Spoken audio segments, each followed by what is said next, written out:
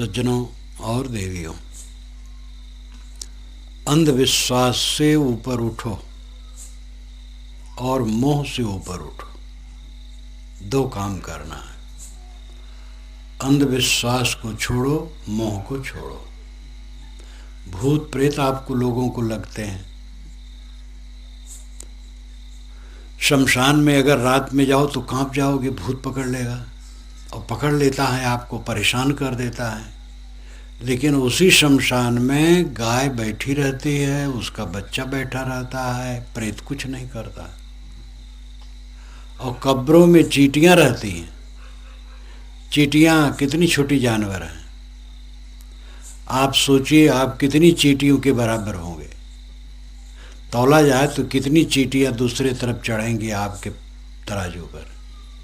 और चींटियों का प्रेत भूत कुछ नहीं कर पाता है। वो कब्रों में रहती हैं, रेंगती रहती है रात दिन। अब आपको भूत चढ़ बैठता, क्योंकि भ्रम में हो। जो भ्रम में है वही भूत मानता है। ये भ्रम भूत सकल जग खाया। भूत प्रेत नाम का कोई जानवर कहीं नहीं है। इसका भ्रम बिल्कुल छोड़ दो। ग्रह टेढ़ा होता है, बिल्कुल झूठ बात है। ग्रह आकाश में हमारे ऊपर कैसे टेढ़ा रहेगा? और हमारे ऊपर टेढ़ा रहेगा तो आपके ऊपर सीधा कैसे रहेगा? खुले आकाश में जितने लोग बैठेंगे दिन में, तो सूरज की गर्मी सबको बराबर लगेगी। एक को लगे एक को न लगे, कैसे? प्रेत भूत के समान ये ग्रह टेढ़ा होना भी बकवास है। ग्रह तो हैं लेकिन वो टेढ़े हैं हमारे ऊपर, गलत बात है। और पूजा करने से वो सीधे कैसे हो जाएंगे? पंडित कहते पूजा लो तो सीधा हो जाएगा।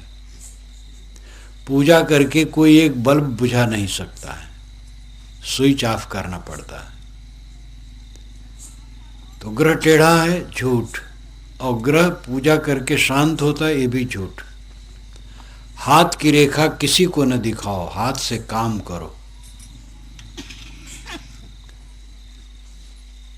हाथ की रेखा दिखाते, हाथ की रेखा टेढ़ी मेढ़ी रहती है, उसकी चिंता क्यों करते हो? पंडित अपने हाथ की रेखा का पता नहीं पाता है। मैंने इसी जन्म कुंडलियाँ पढ़ी हैं कि उसने वो बच्चा पैदा हुआ, जन्म कुंडली पंडित ने बनाई तो 80 वर्ष की उम्र उसमें लिखी कि 80 वर्ष ही जिएगा, और वो 3 वर्ष में मर गया। लखनऊ के एक ज्योतिषाचार्य थे, ज्योतिष में बड़े विज्ञ, ब्राह्मण पंडित विद्वान, और मात्र एक ही लड़की उनकी थी।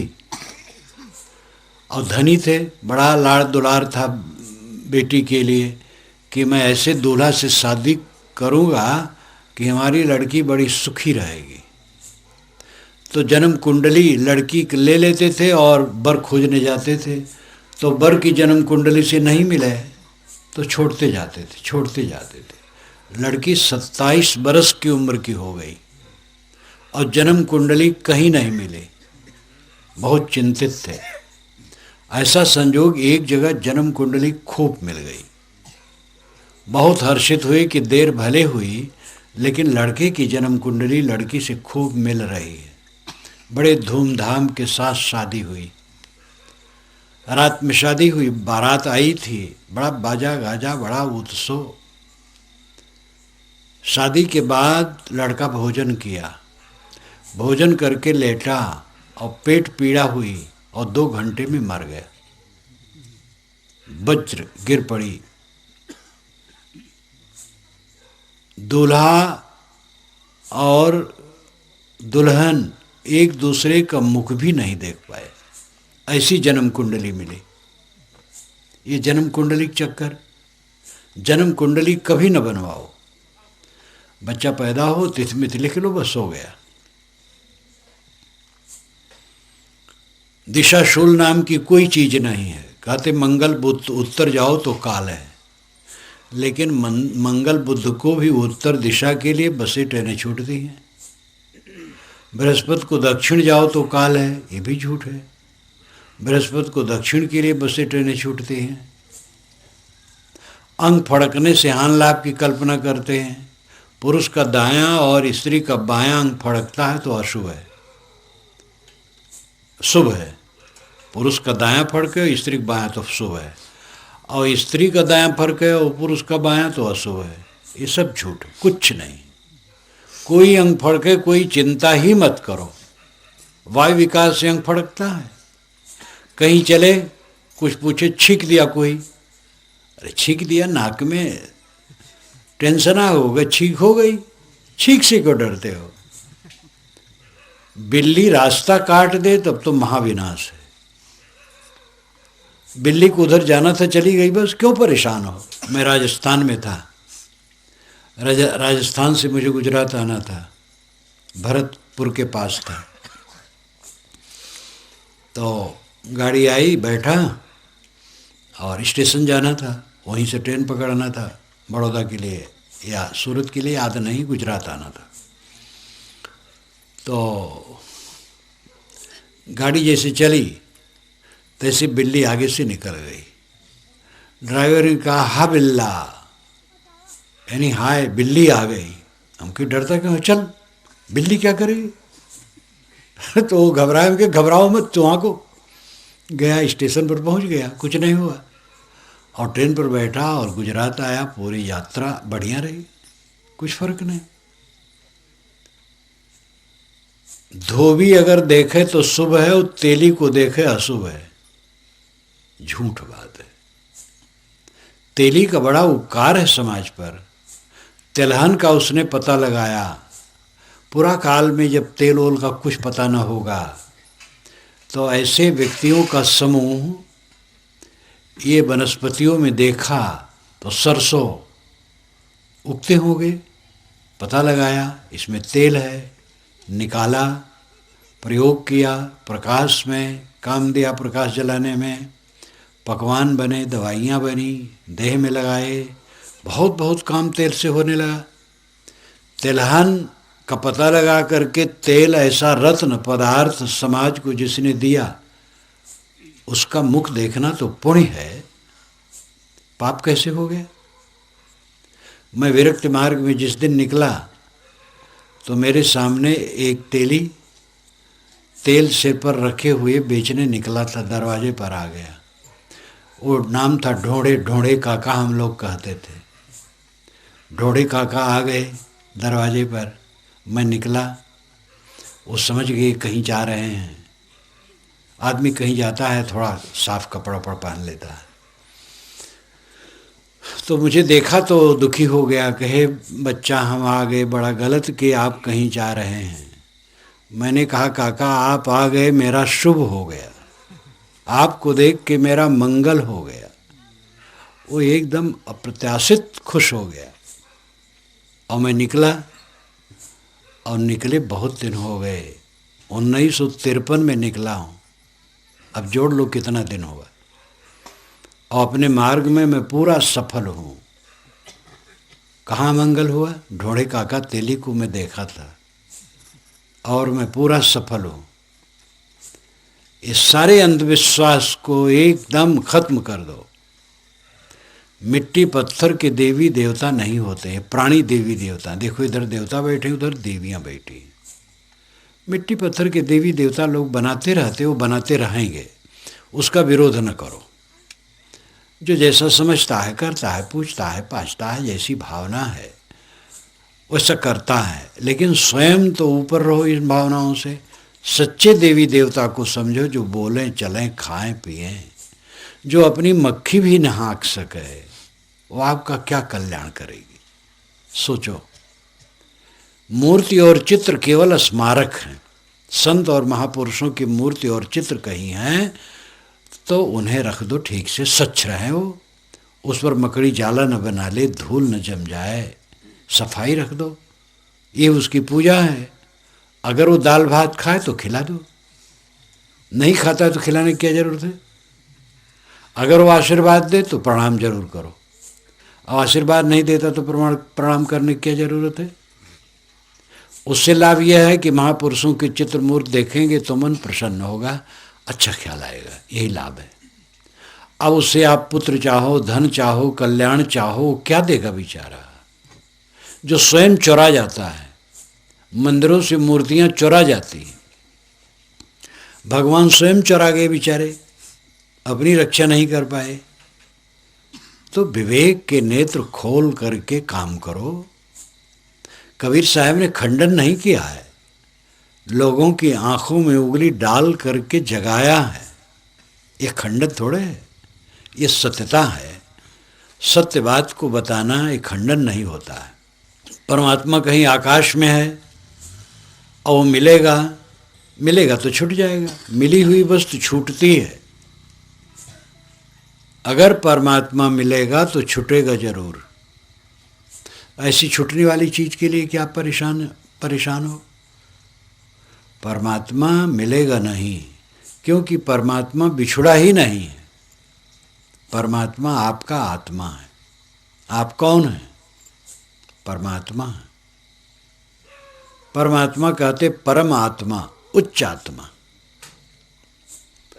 प्रेत आत्मा, दुष्ट आत्मा, शुद्ध आत्मा, महात्मा, परमात्मा, इन सारे शब्दों में आत्मा ही मुख्य है। प्रेत तो विशेषण है। प्रेत आत्मा, प्रेत का मतलब गया हुआ।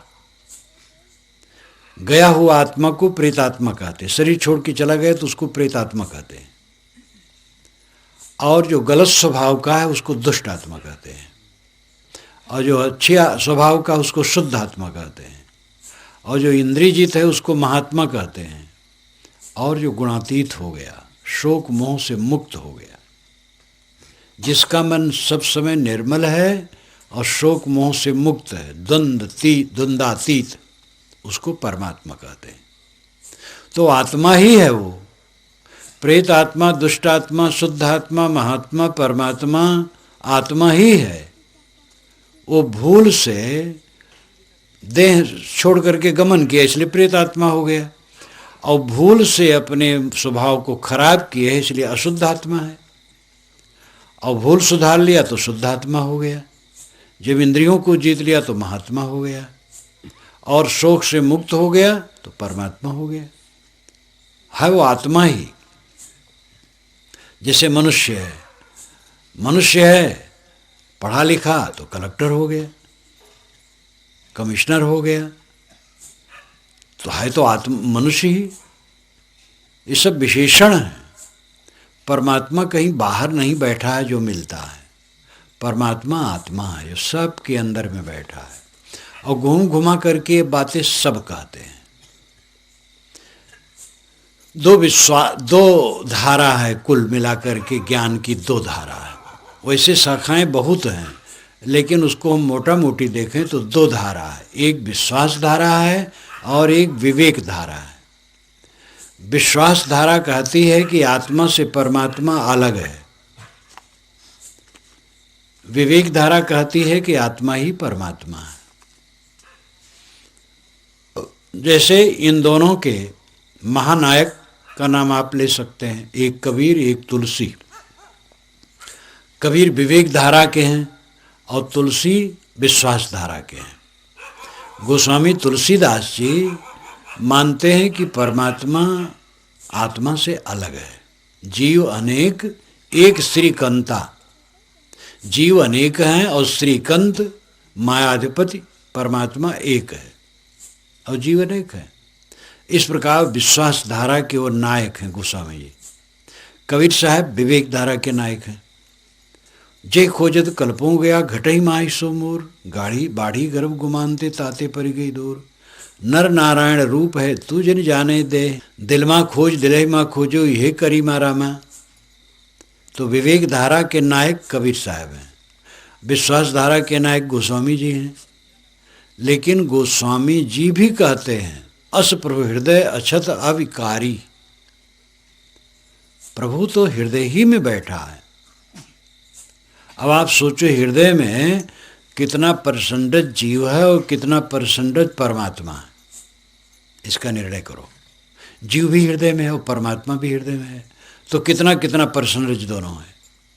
क्या अनुभव होता है? हृदय में तो एक ही चेतन का अनुभव होता है, मैं के रूप में। मैं हूँ, मैं खाता हूँ, मैं जाता हूँ, मैं आता हूँ, मैं काम करता हूँ, मैं ये काम करूँगा, मैं ये काम नहीं करूँगा, जो मैं कहने वाला आत्मा है हृदय में, एक ही का तो अनुभव हो रहा है, दो का तो अनुभव नहीं हो रहा है। हृदय निवासी है परमात्मा, हृदय निवासी है आत्मा, ये भाषा आत्मा परमात्मा दो कह दिए, दो नहीं है, आत्मा ही परमात्मा है। विश्वासवादी भी घूम करके कहते हैं, लौट करके आते हैं, सिया राम में सब जग जानी। गोस्वामी जी के बहुत ऐसे पद हैं कि लौट करके आत्मा के विषय में कहते हैं। यहाँ तक कहते हैं, अनुराग जे निज रूप सो जगते विलक्षण जानिए। जिसको निज रूप से अनुराग है वो जगत से विलक्षण होता है। जीव पाव निज सहज स्वरूपा, और तब शिव सहज स्वरूप समारा। तो सहज स्वरूप, निज स्वरूप, आत्मा, ये विश्वास धारा के नायक गोस्वामी जी भी कहते हैं।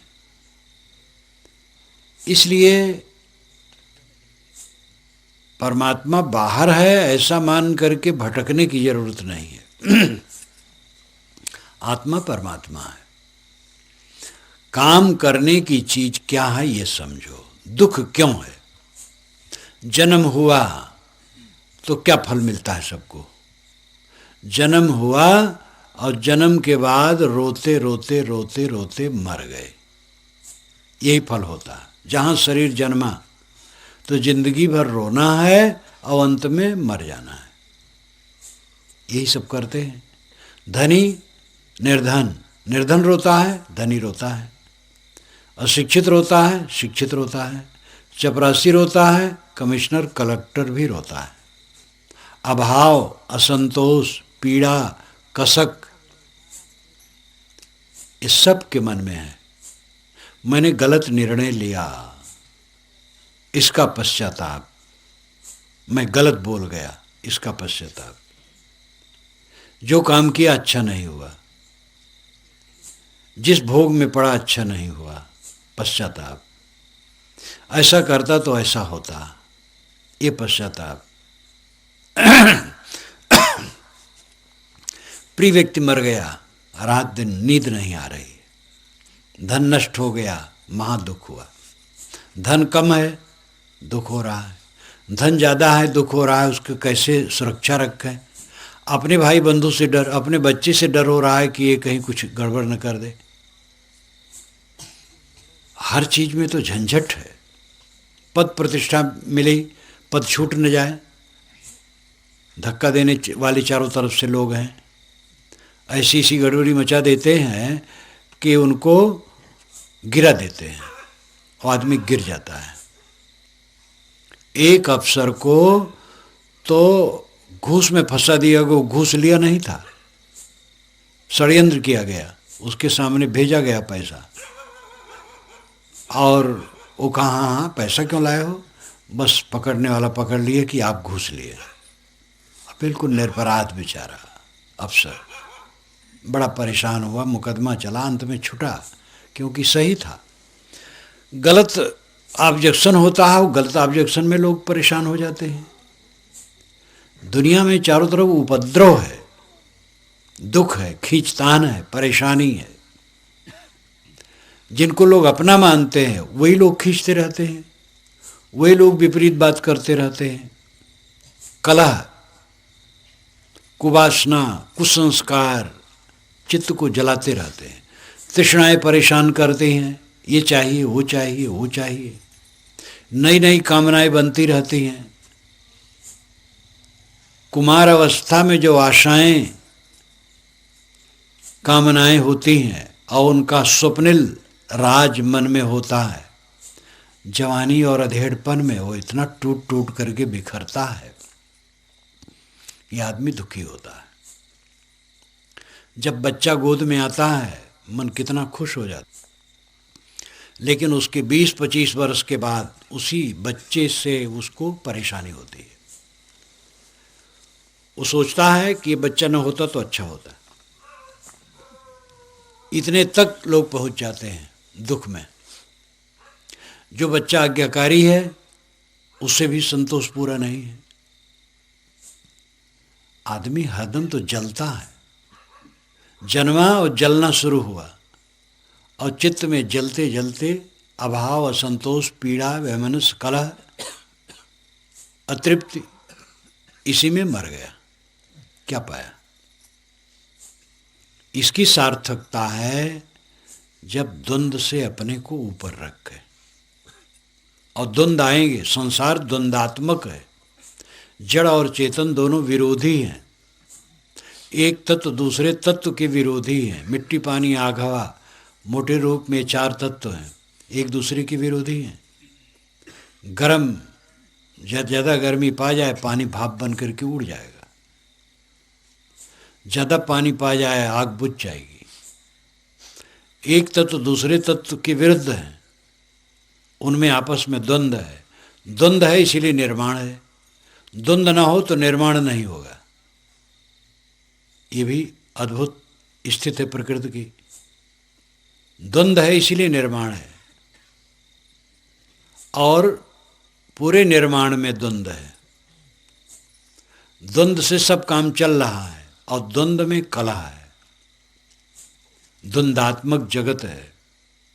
जो पूछता है वही गाली भी देता है, सत्कार करता हो तिरस्कार करता है, आदर करता हो निरादर भी कर सकता है, जो सुख देगा वो दुख भी दे सकता है। ये संसार चलता है इसे। इसको सहने के लिए तैयार हो, भावुक हो। मन कोमल है, बड़ा कोमल, बड़ा कोमल, इतना विलासी, इतना आराम तलब कि दुनिया भर का सुख केवल आपको चाहिए और दूसरों को नहीं।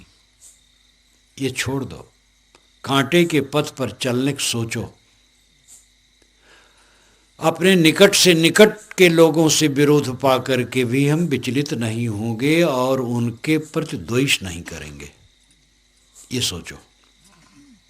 जो अपने निकट हैं और प्रिय हैं और समझदार हैं, वे भी अगर हमारे लिए कटु कह दें तो भी हम दुखी नहीं होंगे और उनके प्रति द्वेष नहीं करेंगे।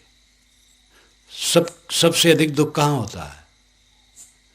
कहा जाता है कि कबीर साहब के एक शिष्य ने एक रोड़ी फेंक दी थी कबीर साहब पर, तो कबीर साहब बहुत दुखी हो गए।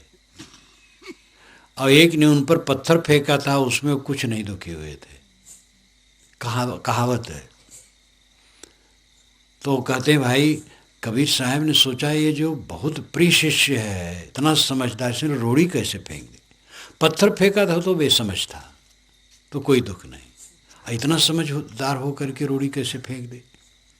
एक बूढ़े संत ने एक बार मुझसे कहा था, बहुत पुरानी घटना है, बात समझाने के लिए संत लोग बना भी लेते हैं। जो बहुत समझदार है और बहुत हमारे निकट है, प्रिय है, और उससे हमारे लिए त्रुटि हो जाए तो भी हमें दुखी नहीं होना चाहिए। चोट वहीं लगती है। हम बीमार पड़े हैं, लोग आते जाते हैं, हमें कोई अमर्ष नहीं है, आए गए, देखे, इधर उधर चले गए, कोई हमें नहीं पूछता, हमें कोई दर्द नहीं। लेकिन हमारा आदमी परिचित और प्रिय और निकट का हो और हम बीमार पड़े हैं और हम पर ध्यान न दे तो उनके लिए हमें दुख होता है। ये हमारा आदमी, हमारा निकट, और ये हमारे ऊपर ध्यान नहीं देता है। लेकिन उस समय भी हमारे मन में मलिनता नहीं होनी चाहिए। निकट से निकट लोगों द्वारा भी निरादर पा करके हमारे मन में कष्ट नहीं होना चाहिए और उसके पर द्वेष भाव नहीं होना चाहिए। द्वेष भाव के तो हमारा अपना पतन हुआ।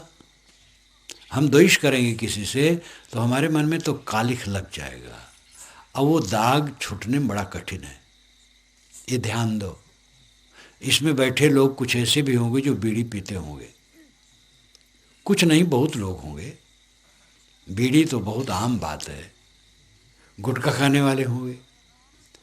लेकिन आप जब बीड़ी, गुटखा या कोई भी नशा का सेवन शुरू किए हैं तो बड़े सहज रूप से हुआ है। किसी मित्र ने दिया, अरे लो यार खाओ पियो, देखो कैसा आनंद है। तुम भी आदमी का जिंदगी पा करके क्या मुकर रहे हो? आदमी की ज़िंदगी मिले तो बीड़ी तो पीना चाहिए। बैल कहीं बीड़ी पीता है? आदमी ही पीता है। कोई मित्र मिला, ऐसा समझाया और आप एक दो फूंक मारे, बस थोड़ा सा आनंद मान लिए, अब पड़ गई आदत, अब हो गए वर्षों। अब कोई कहता छोड़ो तो बड़ा मुश्किल है। लगने में देरी नहीं लगी और छूटने में बहुत मेहनत है। दाग लगने में देरी नहीं लगती है और दाग छुड़ाने में बहुत देरी लगती है। इसलिए दाग लगने न पाए ये ध्यान दो।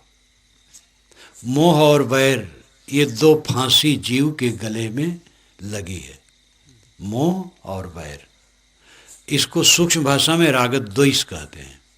बात वही है, राग द्वेष ये दो कांटे हैं, यही जीव को बारंबार संसार में लाते हैं। हमारे एक भक्त का लड़का आया था, तो गया भी मिला। मैंने कहा क्यों आया इतने टाइम? कि साहब कुछ देना था, वो भूल गए थे तो देने आए थे। हम के इसी प्रकार जो भूल जाएगा वो लौटेगा।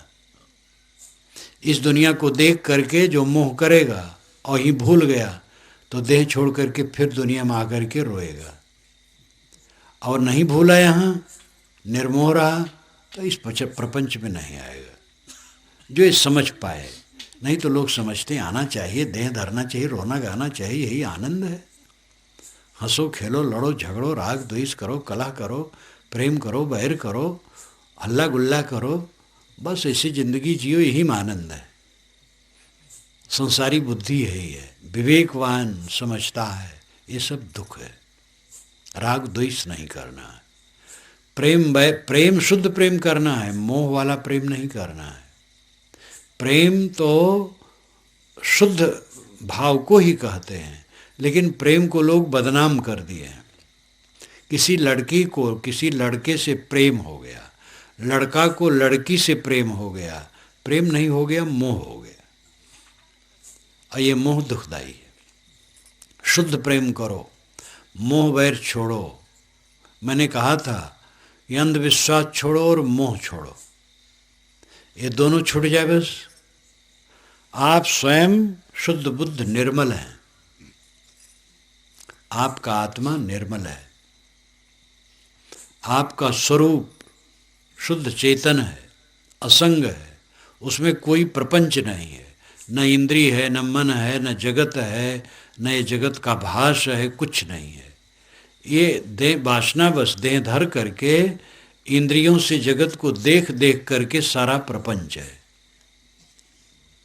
आँखों से देखते हो, कान से सुनते हो, जीभ से चखते हो, चाम से छूते हो, नाक से सूंघते हो, पांचों विषयों का ज्ञान पांचों इंद्रियों से करके अनेक खुराफात जिंदगी में इकट्ठी कर लेते हो और उसी में पूरा जीवन जलना होता है। हमारे जीवन में खुराफात के कांटे इकट्ठे होते हैं। कोई कोई पेड़ ऐसा होता है जो नीचे से ऊपर तक कांटे कांटे होते हैं, खूटियाँ खूटियाँ होती हैं। इसी प्रकार मनुष्य का जीवन कितने लोगों का है जो कांटेदार है, नीचे से ऊपर तक कांटे कांटे, खुराफाती काम करते हैं, जीवन का दुर्व्यवहार करते हैं, मन वाणी इंद्रियों को चंचल करते हैं और उसका परिणाम होता है कि वे चैन से नहीं रहते। सुख से जीना ये जीवन की सफलता है। इच्छा तृष्णा त्याग करके जियो। मूल आवश्यकता क्या है? जो जरूरी है वो क्या है? भोजन, कपड़े और सोने की जगह, ये तीनों जरूरी है और ये सबको मिलते हैं। अंतिम बात है मन की शांति, वही शांति नहीं मिलती है। भोजन जितना हम करते हैं उसका कई गुना घर में है।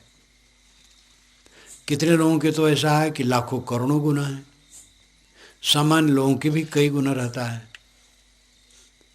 कपड़े भी काम भर के हैं, मकान भी हमारे शरीर से बड़ा है, सबके पास है। पक्का मकान हो, झोपड़ी हो, फूस हो, कपड़ा हो, छाया चाहिए और क्या है।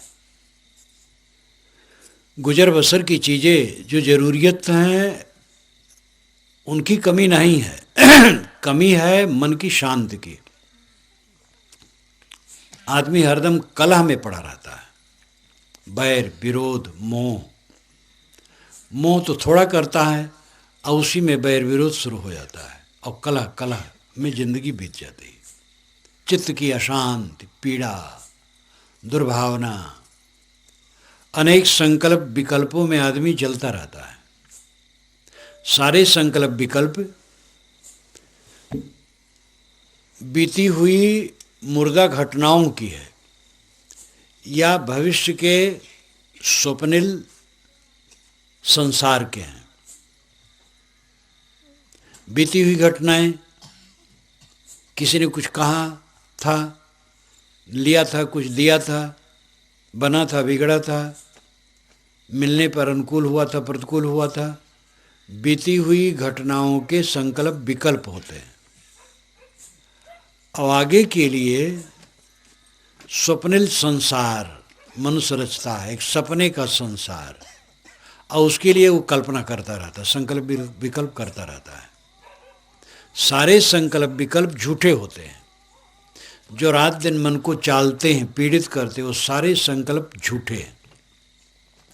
10 बरस के पहले आपको किसी ने अपमानित किया था और किसी ने सम्मानित किया था।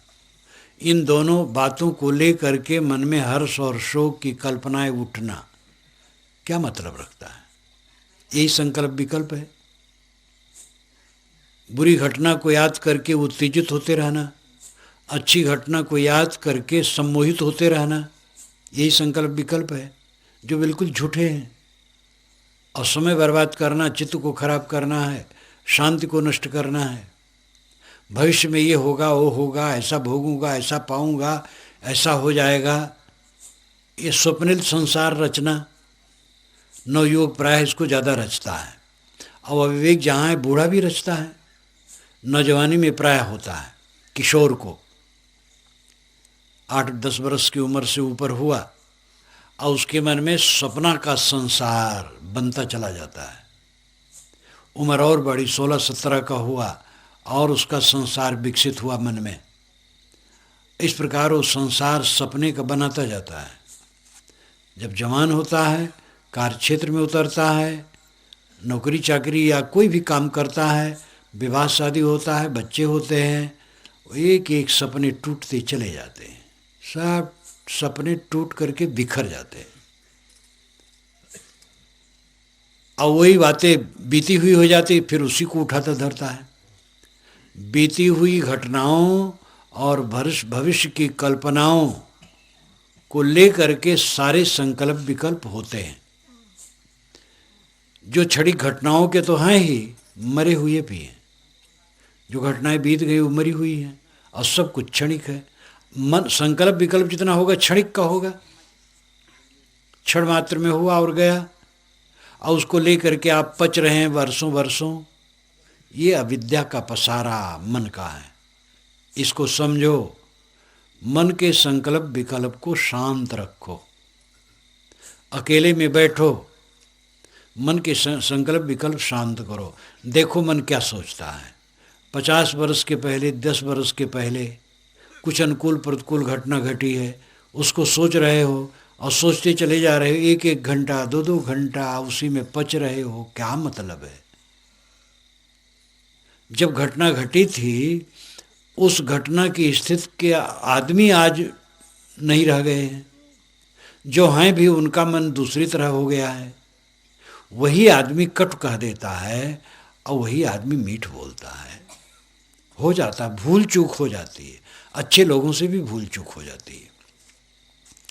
जबकि वो भूल को निकाल देते, वो मन में नहीं रखते हैं। अब आप अपने मन में बसाए बैठे हैं। सामान्य आदमी का भी चित्त बदलता है। मैंने 2 बैरियों को देखा है कि आपस में इतने घुल मिल गए कि एकदम मित्र हो गए। दुष्ट स्वभाव वालों को देखा गया कि वो सज्जन हो गए। परिवर्तनशील संसार है, वो द्वंद्व तो हर जगह काम करता है। इसलिए मन में गांठ बना करके न रखो। गांठ जितनी जबरदस्त होगी, संकल्प विकल्प उतने अधिक भयंकर होंगे और उतने चित्त जलेगा। साधक का काम है अपने संकल्प विकल्प को तोड़े। ज्ञान के ग्रंथ पढ़ो, ज्ञान की बातें संतों के मुख से और सीडी इत्यादि से सुनो और उनसे अपने चित्त को शुद्ध करने का काम करो। और सुबह शाम बैठ करके अपने चित्त को देखो, व्यर्थ के संकल्प विकल्प उठने न दो, जो आए उसका ख्याल हटा दो। मरी मरी बात जिसमें न कुछ सर है, न पैर है, न कुछ वजह है। आज से 30 वर्ष पूर्व मुझे किसी ने अपमानित कर दिया था, तो क्या सोच करके क्या होगा? उसी के पास जाओ, अगर जीवित भी हो तो बेचारा आदर करेगा। कर दिया था तब कर दिया था, अब आदर करेगा।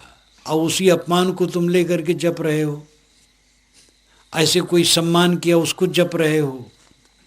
तो ये मन का रोग है, संकल्प विकल्प, और ये निरर्थक नहीं अनर्थक है। अपने मन के गर्दा गुब्बार को शांत करो। संकल्प विकल्प यानी सोचना, निरर्थक सोचना, अनर्थक सोचना, इसको चित्त में आने न दो, शांत करो। और रोज़मर्रा का जो जीवन है, प्रतिदिन का जो जीवन है, उसमें समता का बर्ताव करो। परिवार के लोगों से उलझो ना। कोई कटु कह दे सालो, आप खुद कटु न कहो। किसी बात बर्ताव में ऊंच नीच हुआ हो, उसको चित्त से उतार दो। खाने पीने में, लेने देने में, कपड़ा लत्ता में, रुपया पैसा में, आदर सम्मान में, किसी बात में भी ऊंचा नीचा हुआ हो, उस पर ध्यान ही न दो। अपने से गलती हुई हो तो उस पर ध्यान रखो और फिर वैसी गलती ना हो। दूसरे से गलती हुई हो, उसको चित्त से बिल्कुल उतार दो। वो जिम्मेदार खुद है, वो खुद सोचेगा, वो स्वयं सुधारेगा। हर आदमी सुधारता है और खुद वो सुधारेगा। उसके लिए मन में बैर न बनाओ, मन को सरल रखो। 4 दिन की जिंदगी है, यहाँ किससे किसका संबंध है? एक वृक्ष डाले घनी, पंछी बैठे आए, ई पाटी पीरी भई उड़ उड़ 14 जाए। एक वृक्ष है, उसमें बहुत सी शाखाएं हैं और बहुत से पक्षी शाम को आकर के बसेरा लिए। सवेरा हुआ, प्रकाश उगा और पक्षी उड़ उड़ करके इधर उधर चले गए। संसार की दशा यही है। यहाँ कोई कायम माटे रहने वाला नहीं है। कोई कोई नो नथी रे, कोई कोई नो नथी रे। मैं इतनी ही गुजराती जानता हूँ। कोई कोई नो नथी रे, कोई कोई नो नथी रे। इतना बहुत है, इतने का उपयोग कर ले बस बेड़ा पार है। किस लिए रोते हो, किस लिए वैर करते हो? किसी ने ऊंचा नीचा कह दिया, अब वो फिर वैसे नहीं कहेगा, वो खुद उसको भुला देगा, अच्छा कहेगा। अब कोई ऐसा हाठी है कहेगा तो वो अपना कमाई करेगा, वो अपना दुख भोगेगा। हम क्यों वैर बनाएं? किसी के लिए वैर रखना महापाप है। वैर रखोगे तो कटु कहोगे, उसकी निंदा सुनोगे, उसकी निंदा करोगे। निंदा सुनने में अच्छा लगता है जो अपना वैरी होता है, और उसकी निंदा करने में भी अच्छा लगता है। ये सब अपने पैर में कुल्हाड़ी मारना है।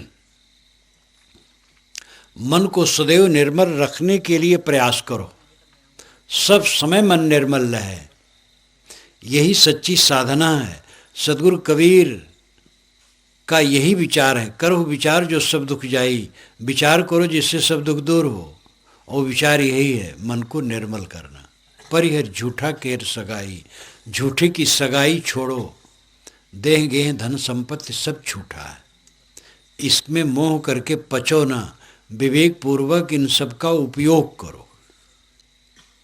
तो मैंने आपसे कहा था कि भ्रम और मोह दोनों छोड़ो। भ्रम है मन की कल्पनाओं का, और मोह है ये दुनिया के प्रपंच का। कबीर साहब के वाणी और ज्ञान का मनन चिंतन करो तो सारा भ्रम उड़ जाएगा। और उनकी वाणी का रहनी संपन्न रहनी के प्रसंग की वाणियाँ पढ़ो, मनन करो तो मन का मोह भी मिट जाएगा।